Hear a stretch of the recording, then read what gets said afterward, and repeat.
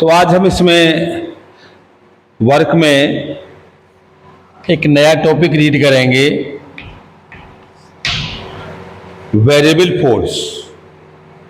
Variable force होता है a force whose the magnitude में keep on varying but direction is always same is called is a variable force. यानी कि ऐसा कोई फोर्स जो एवरी टाइम अपनी वैल्यू को क्या है, डायरेक्शन के रेस्पेक्ट में चेंज कर रहा है, तो वो हमारे कहलाते हैं आपके वेरिएबल फोर्स। और ये 2 डायमेंशन में होते हैं, एक 1 डायमेंशन में और एक 2 डायमेंशन में। अब यहाँ एक्सप्लेन इसको करेंगे तो ये हम देख रहे हैं कि कंसीडर ए बॉडी है, स्ट्रेट लाइन पर है और पॉइंट हमारे ए और बी में बिलोंग हो रहे हैं, और under the action of the variable force suppose at an instant the block is point at P, variable act on it F, the block is displaced from the point P to Q through the small displacement D S.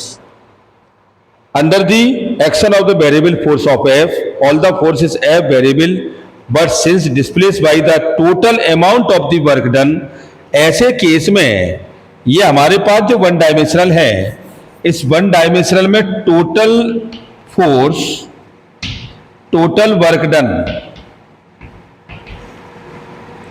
ये आपका हो जाएगा del W या D W is equal to, और ये F into D S, और position कितना X A से एक्स बी तक, तो डब्ल्यू इज इक्वल टू ये वैल्यू आपकी आ गई X A X B F into D S के साथ।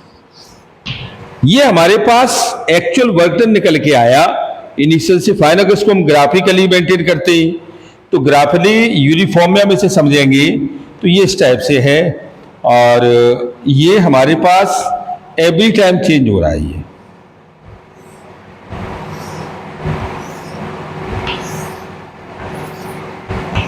ये इस टाइप से है, लेकिन इन सारे केसों में हम क्या देख रहे हैं कि एंगल हमारा इक्वल है, ये डिस्प्लेसमेंट में है और ये फोर्स में है। तो ओरिजिन से ये देखो F cos theta is constant every point, but in the variable of the position ये एक्स आई से, और ये कहां तक चली गई, डी एक्स तक, ये डी एक्स वेरिएशन है। और जब डी एक्स वेरिएशन हो जाएगा और कहां से, इनिशियल से लेकर एफ तक, ये हमारे पास फाइनल पोजीशन है, तो नेट वर्क डन हम इसका निकालेंगे तो ये हमारे पास कितना आ जाएगा, W is equal to F cos theta into x1 f cos theta और x2 प्लस f cos थीटा x3 up to dot dot. Every time हमने इसकी पोजीशन को वेरिएबल कर दिया, और अगर फोर्स कोई वेरिएबल जैसे हमारे ऊपर डिपेंडेड है तो यही कंडीशन हमारे पास इस टाइप से भी आ सकती है, cos थीटा और sigma x i n iota is equal to 1 के साथ। अब वो कहता है कि फोर्स भी वेरिएबल है, तो this is the value of F1 cos theta x1 plus F2 cos theta x2 और प्लस F3 cos थीटा x3 up to dot dot.